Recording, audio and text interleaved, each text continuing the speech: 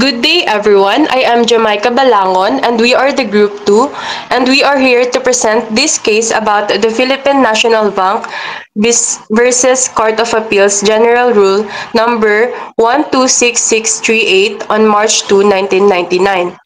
Next slide. Here in next slide, we have the case details, and here is we have the petitioners, the Philippine National Bank or PNB, and next is we have the respondents, Court of Appeals, Remedios Jamie Fernandez, Court of Appeals, and Amando Fernandez. Next reporter is Mr. Callejo. This case is all about the argument between the Philippine National Bank and the Court of Appeals with Remedios Jamie Fernandez and Amado Fernandez regarding the interest rates applied to a loan obtained amounting 100,000 pesos in total with the initial 12% interest rate annually. Mr. Awaka, you may now take the presentation. Thank you. Next slide, please. So the background of the cases is on April 7, 1982, the private respondents as proprietors of NESIDA registered enterprise secured loan of 50,000 pesos from the Philippine National Bank under the Cottage Industry Guarantee Loan Fund or the CIGLF. The loan was structured with annual interest rate of 12% and was to amortize over 3 years, concluding on March 29, 1985. So in the loan terms, principal amount, which has 50,000 pesos, the interest rate has 12% per annum, the amortization, 3 years, ending on March 29, 1985. Next slide, please. Thank you. To secure their loan from the Philippine National Bank or the PNB, the private respondent provided collateral through two types of mortgages, a real estate mortgage and a cartel mortgage. So the real estate mortgage is the legal agreement where real properties such as the land or the buildings, it's used to security for loan. If borrowed default, the lender was right to foreclose on the property to recover the owned amount. For this case, the respondents mortgage a 1.5542 hectare parcel of unregistered agricultural land to secure their 50,000 loan from PNB. Next one is the cartel mortgage. It is the involvement of personal property or the movable assets pledged as security for a loan. Unlike a pledge, the borrower remains possession of the property, but the lender holds a security interest. If the borrower defaults, the lender can foreclose property. So in this case, the respondents executed a chattel mortgage over the thermoplastic forming machine, using it as additional collateral for the loan. For the credit agreement, including a clause permitting PNB to adjust their interest rate within legal limits at any time, based on the bank's policies. Such clauses, known as escalation clauses, allow lender to modify interest rates in response to change in economic conditions or eternal policies. For the legal consideration, mutuality of contracts, for an escalation clause to be enforced, it must adhere to principle or mutuality in contracts, ensuring that either reasonable disadvantages. And next one is the regulatory compliance. Any interest rate adjustment just comply with statutory and regulatory constraints, including the limitation on the frequency and extent of such changes. So the borrower should be aware that while such clauses provided flexibility to the lenders, they also introduce variability in loan cost. It's crucial for the borrowers to understand the specific terms of their loan agreements and any potential or interest rate adjustment. So in this case, the private respondents secured their loan through both real estate and chattel mortgages, provide PNB with multiple avenues for recourse in the event of default. The inclusion of the interest rate adjustment clause in the credit agreement highlight the importance for borrowers to fully comprehend the terms of their loan, contracts, and the potential implication of such provision. So the next reporter will be Baluyot for the ruling. Thank you. So we have the rulings. Court of Appeals. So we have Court of Appeals decision. The Court of Appeals ruled in favor of the private respondents, stating that PNB or Philippine National Bank unilaterally increased the interest rate beyond the stipulated 12% per annum without prior notice and consent from the borrowers. So in this case, the court held that the bank could not change the interest rate unilaterally because such a change would breach the terms of the contract. A contract once agreed upon must be respected by both parties, and any significant changes, like an increase in the interest rate, must be agreed upon by both parties. Moreover, the court emphasized the requirement of proper notice and consent, meaning that the borrowers must be informed and give their consent before the interest rate could be altered. And we have pre-application of interest rate. The court ordered PNB or Philippine National Bank to reapply the interest rate of 12% per annum to the private respondents' indebtedness and to take appropriate charges from their payment of 81,000 made on December 26, 1985. So for the Court of Appeal order that reapply an interest rate of 12% per annum to the outstanding debt owed by the private respondents. This means the court determined that the interest rate initially applied might what was supposed to be applied, and now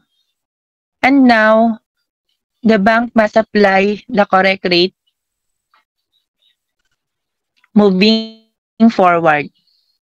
The court also instructed PNB to consider and adjust for the payment of 81,000 made by the private respondents on December 26. This suggests that the private respondents made a partial payment towards the debt, and the court wanted PNB to take this payment into account when calculating the remaining balance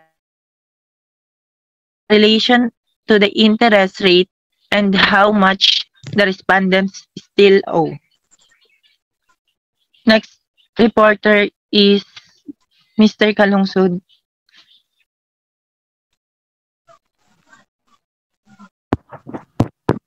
So, the final decision is the Supreme Court's ruling in this matter serves as a reaffirmation of the paramount importance of transparent communication and mutual accord between lenders and borrowers. Especially, the court's decision underscores the imperative of obtaining prior consent from the borrowers before effecting any modification to loan terms, including interest rate adjustments. So in this case, the Philippine National Bank attempted to unilateral increase in interest rates was deemed by the court. The ruling establishes that lenders must engage in open collaborative dialogue with borrowers, ensuring that any changes to loan terms are mutually agreed. This decision has far-reaching implications for the lending industry, emphasizing the need for lenders to adopt a transparent and borrower-centric approach. By prioritizing clear communication and mutual agreement, lenders can foster trust, promote financial stability, and ensure compliance with regulatory requirements.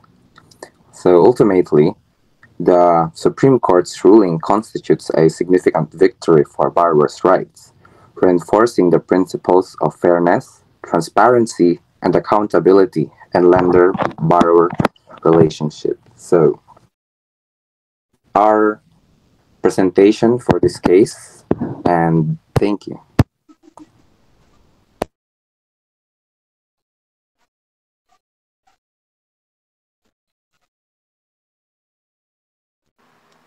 Good day, everyone. I am Jamaica Balangon, and we are the Group 2, and we are presenting now the SPS Serrano against Galant Martime Services Incorporated, General Number 167614, on March 24, 2009.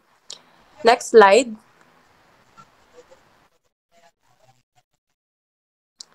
So here in next slide, we have the petitioners, which is Antonio M. Serrano, and next is the respondents, which is Galant Maritime Services Incorporated and Marlow Navigation. Next reporter is Mr. Awakay.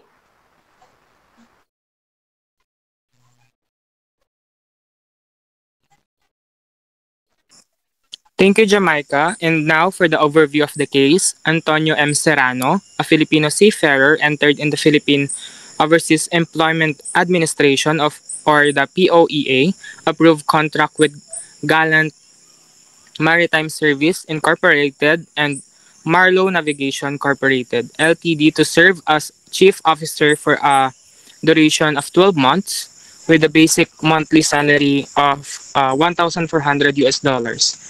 However, on the date of his departure, Serrano was compelled to accept a downgrade position as second officer with reduced salary based on the employer's assurance that he would be promoted as chief officer by April 1998. This promotion did not materialize, leading Serrano to refuse to continue in the downgrade position, resulting in his repatriation on May 26, 1998. At that time, he had served only 2 months and 7 days of his contract, leaving an unexpired portion of 9 months and 33 days. And now for the background of the case, Mr. Callejo, you may now present. Thank you.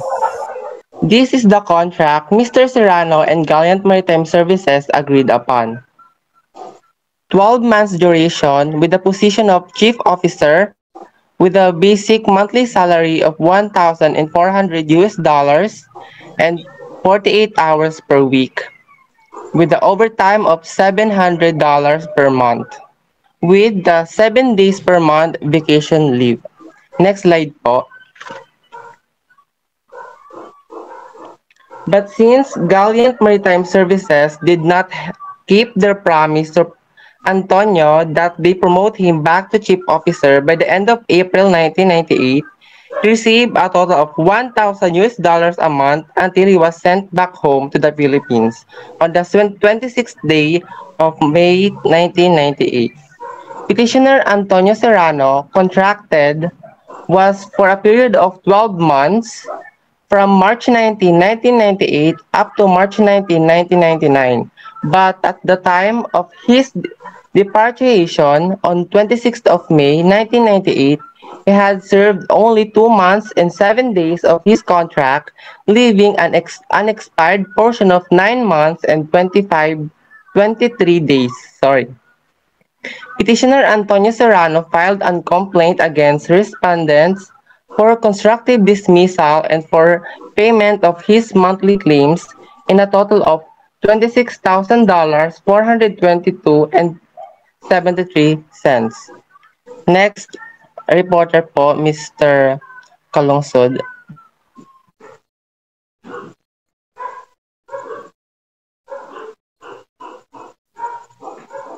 Rulings and final decision. The Court of Appeals rendered a decision that underscores the paramount importance of contractual stipulations and the imperative of mutual consent in modifying contractual terms. In this instance, the Philippine National Bank attempted to unilaterally increase the interest rate beyond the stipulated 12% without obtaining prior notice and consent from the borrowers. The Court of Appeals ruled in favor of the private respondents, emphasizing that PNB's actions constituted a breach of contractual obligations. The court's decision was predicated on the fundamental principle that contractual modifications require mutual consent, and any unilateral alterations are deemed invalid. Furthermore, the court ordered PNB to reapply the original interest rate of 12% to the private respondents. This directive ensured that the borrowers were not unfairly burdened with the excessive interest rates. Additionally, the court instructed PNB to deduct the appropriate charge from the private respondent's payment of 81,000 pesos made on December 26, 1985. By virtue aforesaid, in conclusion, this decision reinforced the notion that contractual agreements must be honored and any modification must be mutually agreed upon. The Court of Appeals ruling demonstrates a keen understanding of contractual principles and a commitment to uphold the rights of borrowers. Next slide is the ruling and final decision. Okay. The Supreme Court's ruling in this matter served as seminal reaffirmation of the paramount importance of transparent communication and mutual accord between lenders and borrowers. Especially, the court's decision underscores the imperative of obtaining consent from the borrowers before effecting any modifications to loan terms, including interest rates adjustments. In this instance, the Philippine National Bank attempted to unilateral increase the interest rates was deemed by the court. The ruling establishes the lenders must engage in cooperative dialogue with the borrowers, ensuring that any changes to the loan terms are mutually agreed upon. Next, reporter, please. Mr. Baluyot.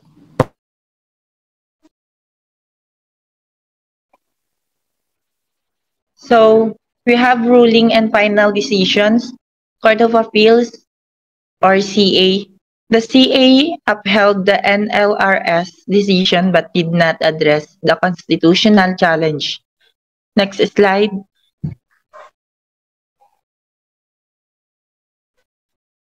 So we have the Supreme Court. Serrano petition for review to the Supreme Court, which ruled of Section 10, RA number 8042. The court held that the clause limiting the benefits of illegally dismissed OFWs to their salaries for the unexpired portion of their employment contracts on 3 months for every year of the unexpired term, whichever is less, violated the Equal Protection Clause and due process rights.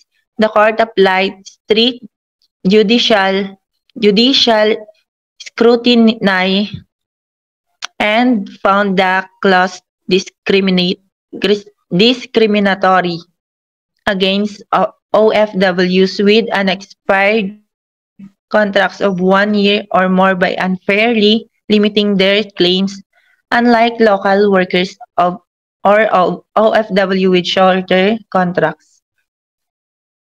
So, in this case, the Supreme Court reviewed the constitutionality of a specific provision in Section 10 of Republic Act number 8042, which governs the right and protection of overseas Filipino workers.